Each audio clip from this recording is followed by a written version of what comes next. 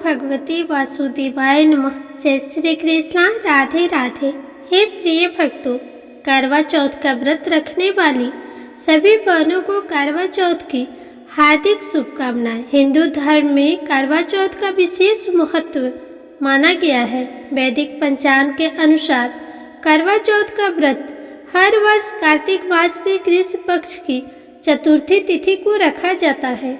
इस दिन हर सुहागिन महिलाएं अपने पति की लंबी आयु के लिए व्रत रखती है। वहीं इस व्रत को कुंवारी कन्याएं भी रखती है। वे अच्छे वर की कामना के लिए करवा चौथ का व्रत करती है।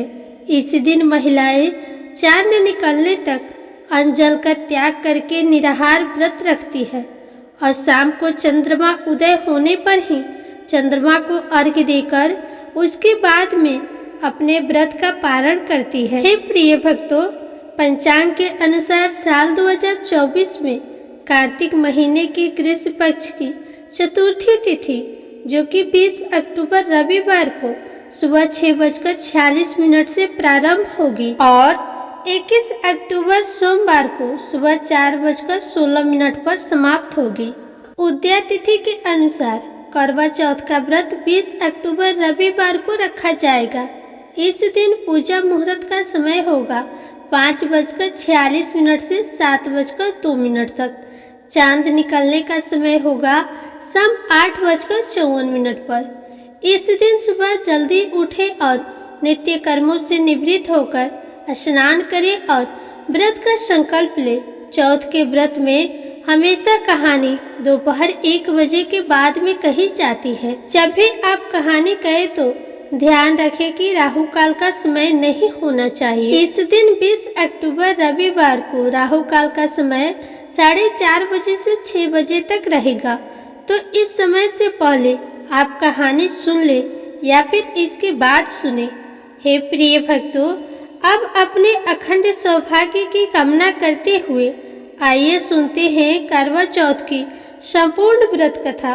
तो कथा को श्रद्धा भाव से पूरा अवश्य सुनिएगा। हे प्रिय भक्तों, आइए कथा का शुभारंभ गणेश भगवान की कथा से करते हैं। एक बार गणेश जी भगवान एक बहुत सुंदर गांव से गुजर रहे थे। इस गांव के खेत हरे भरे थे। सुबह का समय था। ठंडे पवन का आनंद लेते हुए गणेश जी मूषक पर सवार होकर चले जा रहे थे। इतने में वह एक खेत से गुजरे तो आनंदवश फसलों में हाथ फिरा दिया। गणेश जी के ऐसा करने से उस फसल के कुछ दाने हाथ में आ गए। अब गणेश जी को पछतावा हुआ कि उन्होंने तो चोरी कर ली। भले ही उन्होंने जानबूझकर नहीं चुराया, लेकिन अब फसल के दाने तो उनके हाथ में आ गए। गणेश जी ने गिने तो वह 12 थे। अब गणेश जी ने उस खेत के मालिक को खोजा और उन सेठ जी के यहाँ 12 साल की नौकरी पर लग गए।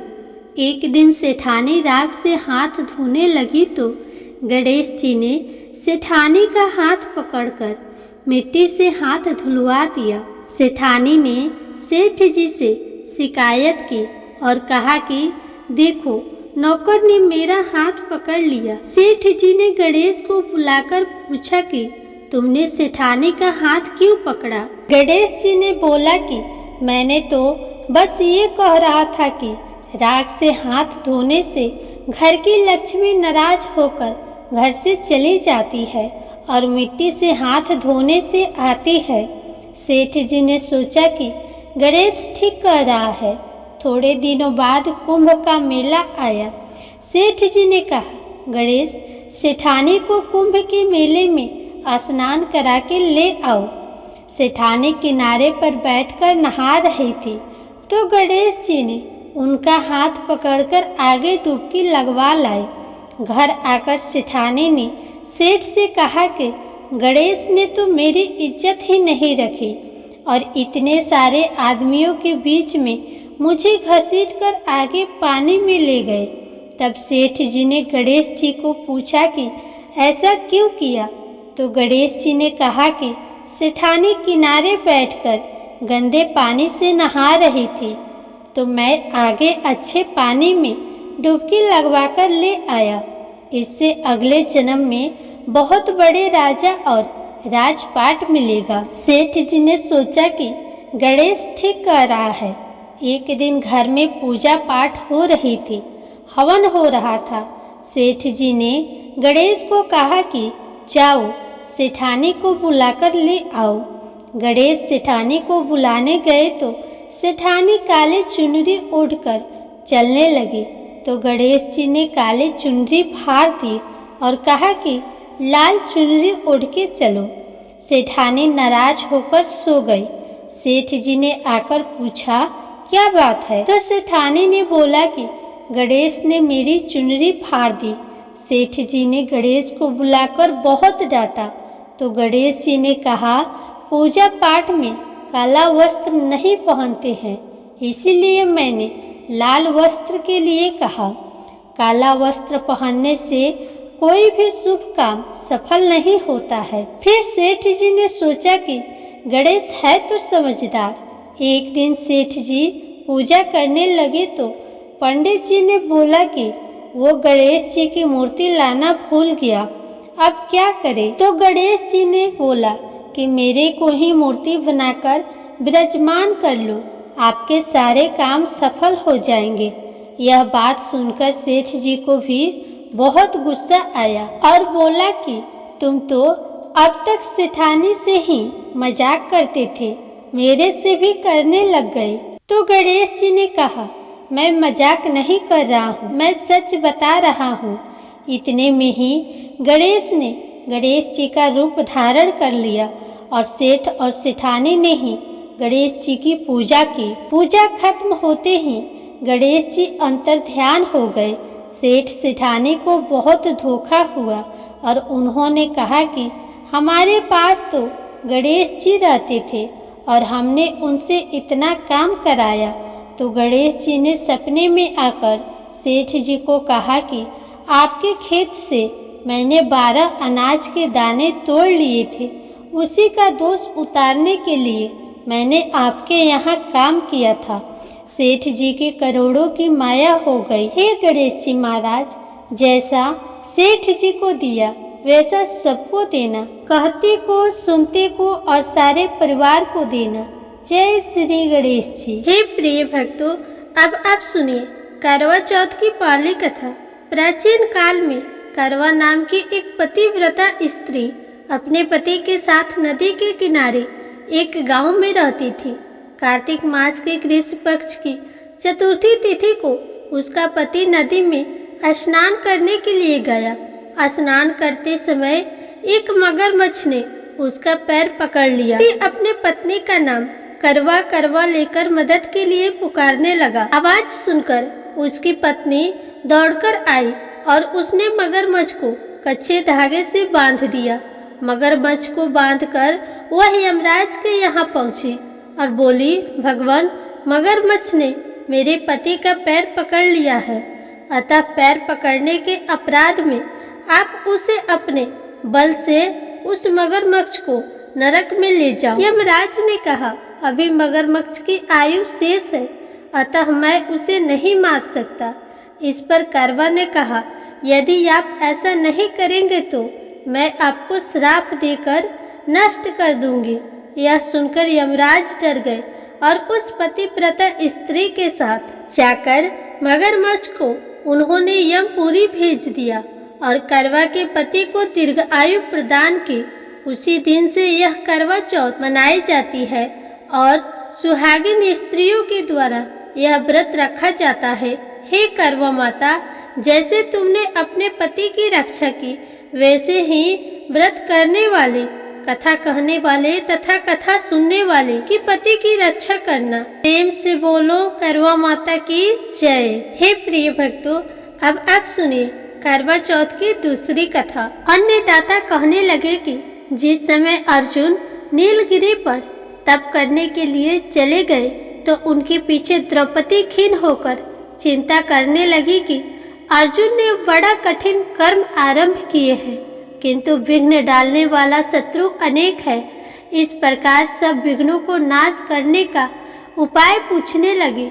द्रौपदी ने कहा कि हे सर्व जगत के नाथ, आप मुझे ऐसा व्रत बतलाने की कृपा करें जिसको करने से सभी विघ्न दूर हो जाए। श्री कृष्ण ने कहा, हे महाभाग, श्री पार्वती जी ने भगवान शंकर जी से यही प्रश्न किया था। तब श्री शंकर जी ने पार्वती जी से जो कहा था वही करवा चौथ व्रत का महत्व तुमसे बताता हूँ। तुम ध्यान पूर्वक सुनो, यह सभी प्रकार के विघ्नों का नाश करने वाला है। श्री पार्वती जी ने कहा कि भगवान, यह करवा चौथ व्रत कैसे किया जाता है तथा इसका विधान क्या है? क्या पहले भी इस व्रत को किसी ने किया था? शंकर जी बोले, हे पार्वती, अनेक प्रकार के रत्नों से शोभ्यमान, चांदी और सोने की भवनों से भरी, विद्वान पुरुषों से सुशोभित, लोगों को वश में करने वाली दिव्य स्त्रियों से शोभायमान, जहाँ पर सदैव ही वेद ध्वनि होती है, ऐसे स्वर्ग से भी मनोहर परम रमणीक दिल्ली शहर में एक वेद शर्मा नाम का ज्ञानी ब्राह्मण रहता था। उसकी पत्नी का नाम लीलावती था। उसको महापराक्रमी 7 पुत्र और संपूर्ण लक्ष्यों से युक्त वीरवती नाम की एक कन्या उत्पन्न हुई। उसकी आंखें नील कमल के समान और उसका चेहरा चंद्रमा के समान था। उसके विवाह के योग्य समय आ जाने पर वेद शर्मा ने एक वेद शास्त्र के ज्ञाता विद्वान ब्राह्मण के साथ उसका विवाह कर दिया। विवाह के कुछ दिन बाद वीरवती ने अपने भाभियों के साथ गौरा का व्रत किया। फिर कार्तिक कृष्ण चतुर्थी के दिन व्रत उपवास कर संयम काल में स्नान कर सभी ने वट वृक्ष का चित्र बनाकर उसके नीचे शंकर जी, गणेश जी, स्वामी कार्तिकेय के साथ माता पार्वती जी का चित्र बनाया और ओम नमः शिवाय इस मंत्र से गंध पुष्प और अक्षत आदि से गौरी जी का पूजन किया। फिर शिव जी, गणेश जी तथा सदानंद का अलग अलग पूजन करती हुई पकवान अक्षत दीपक से युक्त 10 करवा और गेहूं के आटे और गुड़ से बने हुए पकवान तथा और भी अनेक प्रकार के फल आदि भोज्य पदार्थ को अर्पण करके अर्घ्य देने के लिए चंद्रोदय की प्रतीक्षा करने लगी। इसी बीच वीरवती बाला भूख प्यास की पीड़ा से मूर्छित होकर गिर पड़ी। तब उसके भाइयों को यह पीड़ा सहन नहीं हो पाए और उन्होंने नगर के पास की पहाड़ी पर एक दीपक जलाया और उसे चलने के आगे रखकर बहन से कह दिया, बहन, चांद निकल आया, अब तुम अपना व्रत खोल सकती हो। ब्राह्मण की पुत्री अपनी भाभियों से कहने लगी, भाभिया, चांद निकल आया, चलो अर्घ्य देकर भोजन कर लेते हैं। सभी भाभियाँ बोली, नहीं बाई जी, ये तो आपका चांद निकला है, हमारा चांद अभी निकलने में समय है। भूख प्यास से व्याकुल वो अर्घ्य देकर भोजन करने बैठ गई।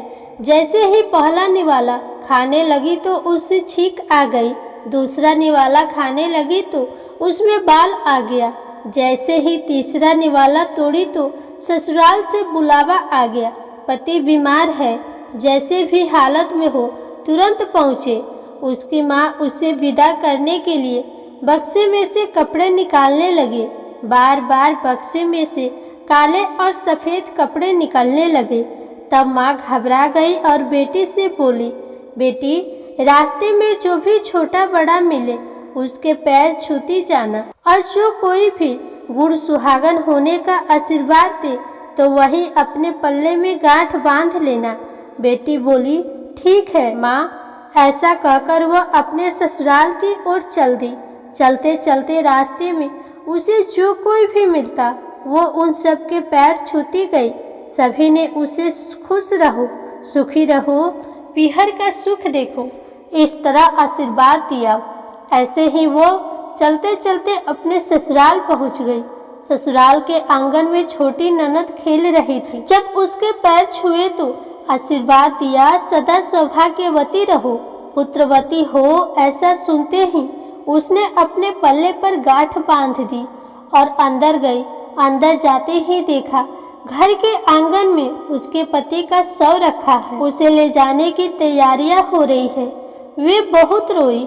जैसे ही उसके पति को ले जाने लगी, वो रोते हुए बोली, मैं इन्हें कहीं नहीं ले जाने दूंगी। जब कोई नहीं माना तो साथ की जाने की जिद करने लगी। उसकी जिद के आगे हारकर सबने कहा, ले चलो। वो साथ साथ शमशान भी चली गई। अंतिम संस्कार का समय हुआ तो वो बोली, मैं इन्हें नहीं जलाने दूंगी।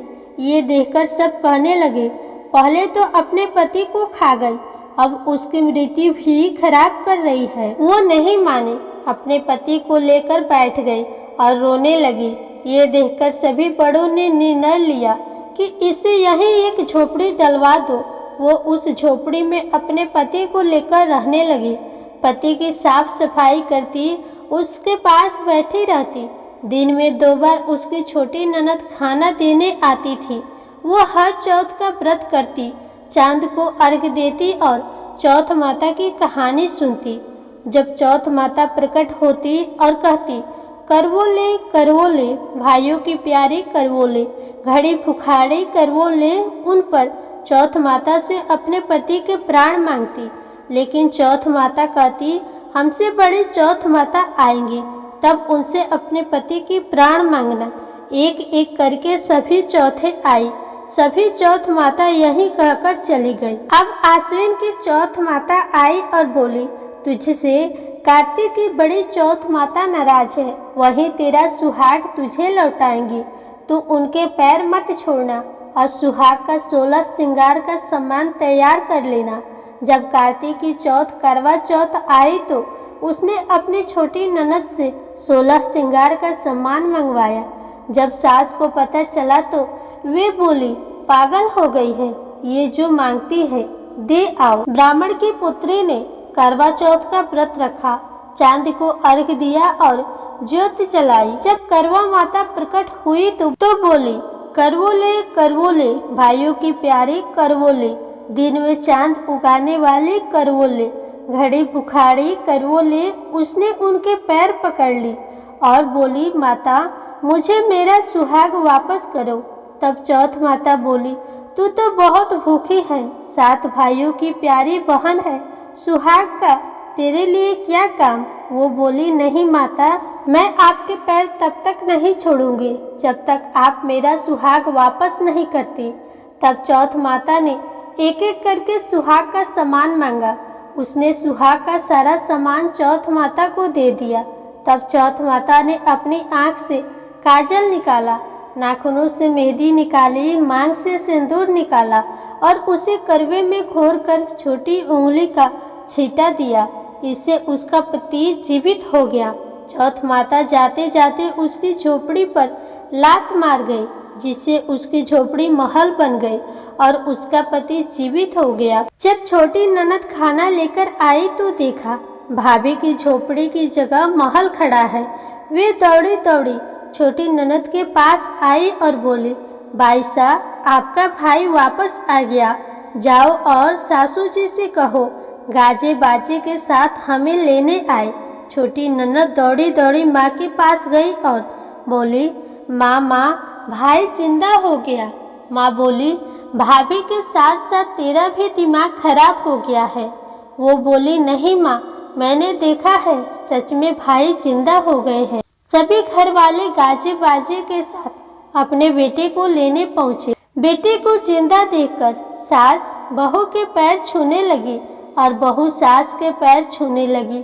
बहू बोली, माताजी देखो आपका बेटा वापस आ गए। सास बोली, मैंने तो इस बेटे को साल भर पहले ही भेज दिया था, ये तो तेरे भाग्य से वापस आया है। हे चौथ माता, जैसा दुख आपने पहले ब्राह्मण की पुत्री को दिया वैसा किसी को भी मत देना, और जैसा सुख आपने बाद में उसे दिया वैसे सबको देना। उपवास करने वाले, कथा सुनने वाले, कथा कहने वाले तथा हुनकारा भरने वाले सभी पर अपनी कृपा बनाए रखना।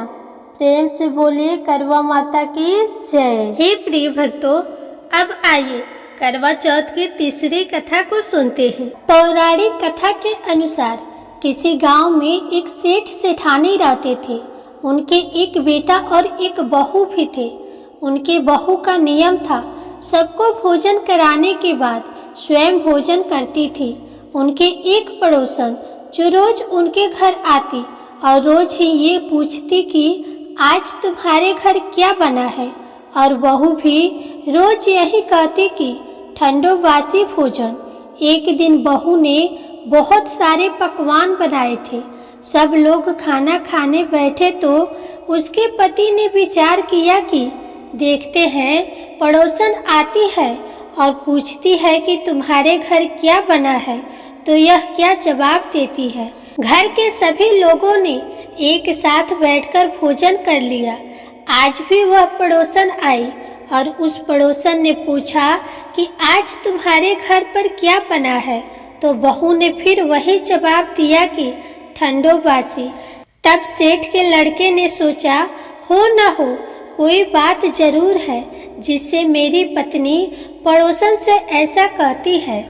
उसने अपनी पत्नी से पूछा कि तुम रोज पड़ोसन से ऐसा क्यों कहती हो कि ठंडो बासी खाया, जबकि आज तो हम सब ने मिलकर कई तरह के पकवान खाए हैं। तब उसकी पत्नी ने कहा कि हम लोग जो भी खा रहे हैं वो अपने बाप दादा की कमाई है। जिस दिन आप कमा कर लाओगे उस दिन मैं समझूंगी कि ताज़ा भोजन कर रहे हैं। फिर लड़के ने अपने पत्नी के बातों पर विचार किया और उसने अपनी माँ से कहा, माँ मैं एक बड़े शहर में कमाई करने जा रहा हूँ। तब उसकी माँ ने कहा, बेटा अपने पास तो इतना धन है, फिर तुम क्यों शहर जाना चाहते हो। माँ के मना करने पर भी बेटे ने स्वयं कमाने का दृढ़ निश्चय कर लिया और जाते समय पत्नी से कहा कि जब तक मैं कमाकर बहुत सा धन लेके ना आऊं तुम चूल्हे की आग बुझने मत देना। एक दिन चूल्हे की आग बुझ गई तो वह मन ही मन घबराने लगी, कहीं मेरे पति संकट में तो नहीं है, जल्दी से पड़ोस से आग लाकर चूल्हे में रख दूं। ऐसा विचार करके बहू पड़ोस में गई। वहाँ पड़ोसन चौथ माता का व्रत पूजन कर रही थी। पड़ोसन ने कहा, थोड़ी देर में आकर आग ले जाना। तब बहू ने पड़ोसन से पूछा कि आप क्या कर रही हो। तब पड़ोसन ने कहा, मैं चौथ माता का व्रत कर रही हूँ। बहू ने कहा, आप ये व्रत क्यों करती हैं, इसे क्या फल मिलता है।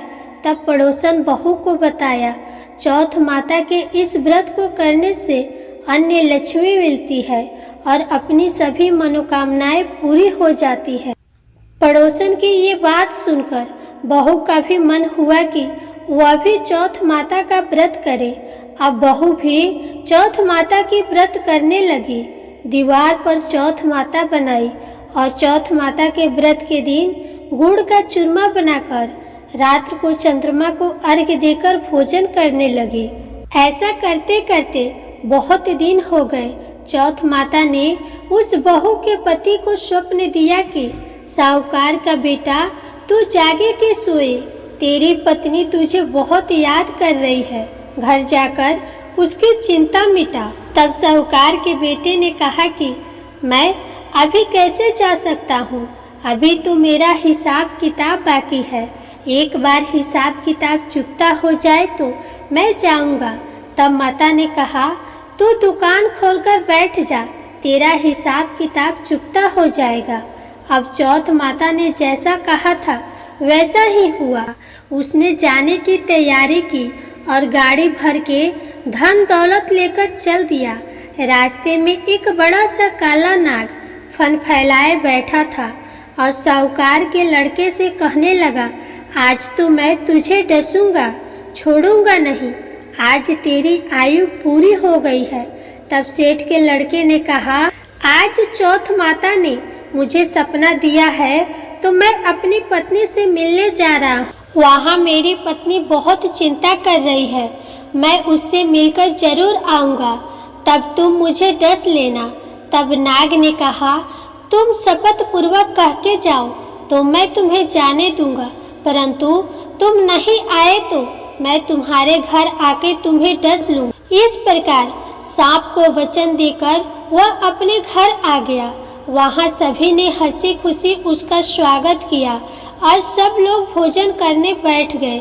साहूकार का लड़का बहुत उदास था तो उसकी पत्नी ने पूछा, क्या हुआ, तुम इतना उदास क्यों हो? तब पति ने काले नाग वाली सारी बात अपनी पत्नी को बता दी, और मैं नहीं गया तो वह मेरे घर आकर डस लेगा। लड़के की पत्नी बहुत चतुर थी। उसने कहा कि आप घबराओ नहीं, लेट जाओ, मैं एक उपाय करती हूँ। पत्नी ने कमरे की 7 सीढ़ियाँ धोई। पहली पर रेत, दूसरी पर इत्र, तीसरी पर गुलाल, चौथी पर कंकु केसर, 5वीं पर लड्डू पेड़ा, 6ठी पर गादी गलेजा और 7वीं पर दूध का कटोरा रख दिए। इस प्रकार वह 7वीं सीढ़ी सजाकर बैठ गई। आधी रात होते ही नाग आकर सीढ़ी पर चढ़ने लगा। पहली सीढ़ी पर रेत पर लेट गया और कहने लगा, सेठ की बहू ने आराम तो बहुत दिया, पर बचनों से बंधकर आया हूँ तो मैं उस लड़के को डसूंगा अवश्य। इस प्रकार 7 सीढ़ियों पर नाग आराम करता हुआ और कहता हुआ कि डसूंगा जरूर, कमरे में जाने ही वाला था कि चौथ माता ने विचार किया कि मैं इससे नहीं बचाऊंगी तो इस संसार में धर्म कर्म और व्रत पूजन कौन मानेगा और कौन पूजा करेगा। अब तो गणेश जी, चंद्रमा और चौथ माता ने उसे बचाने का विचार किया। चंद्रमा ने उजाला किया, चौथ माता डाल बनी और गणेश जी ने तलवार लेकर नाग को मार दिया और डाल से ढक दिया। अब बहू भी थकी हारी सो गई। सुबह हुई तो लोग बेटे से मिलने आए, परंतु बेटे बहू तो उठे ही नहीं थे। बहुत देर हो गई तो माँ ने उन्हें उठाने गई तो माँ ने 7 सीढ़ियों पे जो कुछ भी देखा तो वे बहुत घबरा गई और बेटा बहू को आवाज लगाने लगी।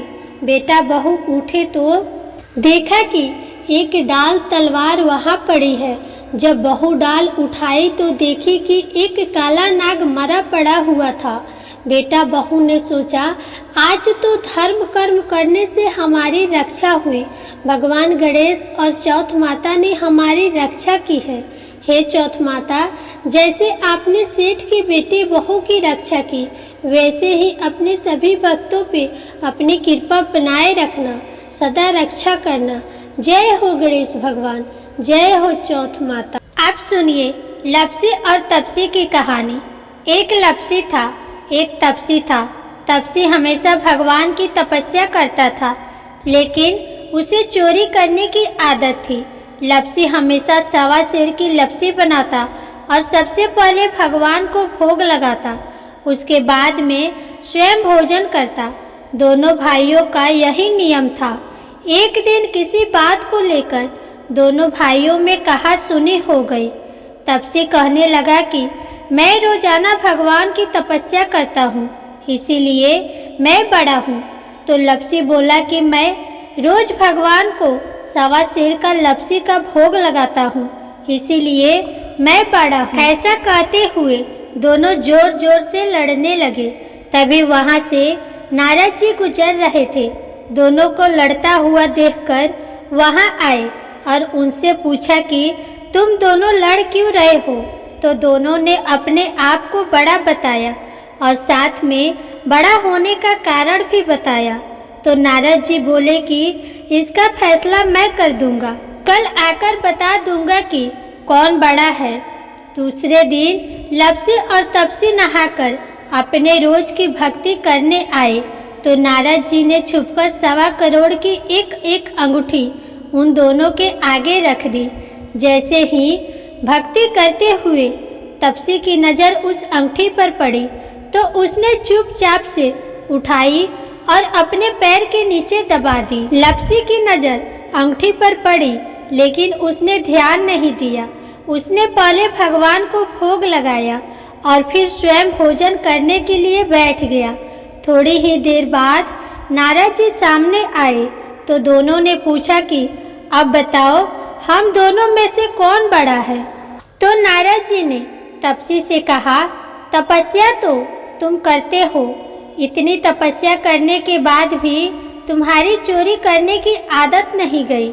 यह अंगूठी मैंने ही तुम दोनों के आगे रखी थी। मैं ये देखना चाहता था कि तुम दोनों में से किनके मन में लालच है, तो तूने तो अंगूठी दिखाई पड़ते ही झट से अपने पैर के नीचे दबा ली। लेकिन लप्सी का ध्यान अंगूठी पर जाने के बाद भी लप्सी ने अंगूठी को नहीं उठाया और ना ही ध्यान दिया। उसने सिर्फ अपने भगवान में ही ध्यान रखा, उन्हें भोग लगाया और बाद में भोजन करने लगा। इसीलिए लप्सी बड़ा है और तुम्हें तुम्हारी तपस्या का कोई भी फल नहीं मिलने वाला। जितनी चाहे मर्जी तुम तपस्या कर लो, तुम्हें इसका कोई भी फल नहीं मिलेगा। तो तपसी को यह सुनकर बहुत ही दुख हुआ और वह शर्मिंदा होकर नारद जी से माफ़ी मांगने लगा कि आज तक मेरी गलती माफ़ करो और मुझे बताओ कि मेरी तपस्या का फल कैसे मिलेगा। आज के बाद कभी भी मैं चोरी नहीं करूँगा। तो नारद जी ने कहा कि यदि कोई गाय या कुत्ते के लिए रोटी नहीं बनाएगा तो उसका फल तुझे मिलेगा। यदि कोई व्यक्ति ब्राह्मण को भोजन करवाकर उसे दक्षिणा नहीं देगा तो उसका फल भी तुझे ही मिलेगा। अगर किसी को सूट साड़ी देगा और उसके साथ भेंट स्वरूप कुछ रुपये नहीं देगा तो उसका फल भी तुझे ही मिलेगा। अगर कोई व्यक्ति दिए से दिया जलाएगा तो उसका फल भी तुझे ही मिलेगा। अगर कोई औरत आंगन लिपकर चौका नहीं लिपेगी तो उसका फल भी तुझे ही मिलेगा। यदि कोई व्रत कथा में सारी कहानी सुन ले लेकिन तुम्हारी कहानी ना सुने तो उसका फल भी तुझे ही मिलेगा। उसी दिन से हर व्रत कथा और कहानी के साथ लप्सी तपसी की कहानी कही और सुनी जाती है। प्रेम से बोलिए भगवान श्री लक्ष्मी नारायण की जय, तुलसी माता की जय, एकादशी माता की जय, भगवान गणेश की जय। अब आप सुनिए एकादशी माता की आरती। पौराणिक कथा के अनुसार बहुत समय पहले की बात है। किसी नगर में एक प्रतापी राजा रहता था। राजा के एक बेटा और एक बहू थी। एक दिन बहू ने चोरी से मिठाई खा ली और नाम चूहे को लगा दिया, जिस कारण चूहे को बहुत गुस्सा आया। उसने मन ही मन निश्चय किया कि वह चोर को राजा के सामने लेकर आएगा। एक दिन राजा के यहाँ कुछ मेहमान आए हुए थे। रात को वे सभी एक कमरे में सो गए।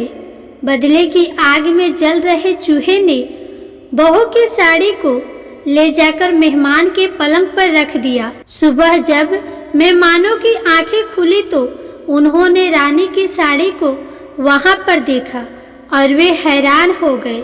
जब राजा को इस बात का पता चला तो उन्होंने अपनी बहू को चरित्रहीन समझकर महल से निकाल दिया।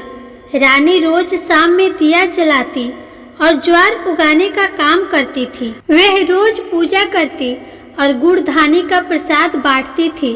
एक दिन राजा उसी रास्ते से जा रहे थे तो उनकी नजर उन दियों पर पड़ी जो जगमगा रही थी। जब राजा वापस राजमहल में आए तो उन्होंने सैनिकों को जंगल में भेजा और कहा कि देखकर आओ वहाँ क्या चमत्कारी चीज थी। सैनिक जंगल में उस पीपल के पेड़ के नीचे गए।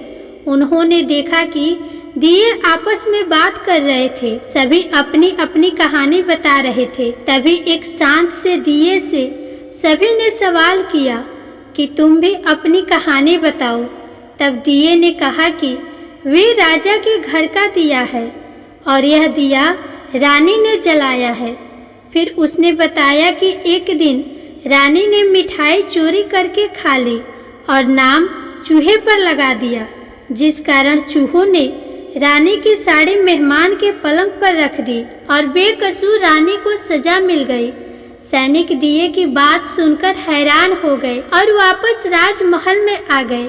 फिर उन्होंने राजा को पूरी बात बताई, जिसके बाद राजा ने अपनी बहू को महल में वापस बुलवा लिया और अपनी व्यवहार के लिए क्षमा मांगे और सभी खुशी खुशी रहने लगे। तो प्रेम से बोलिए शंकर भगवान की जय, माता पार्वती की जय।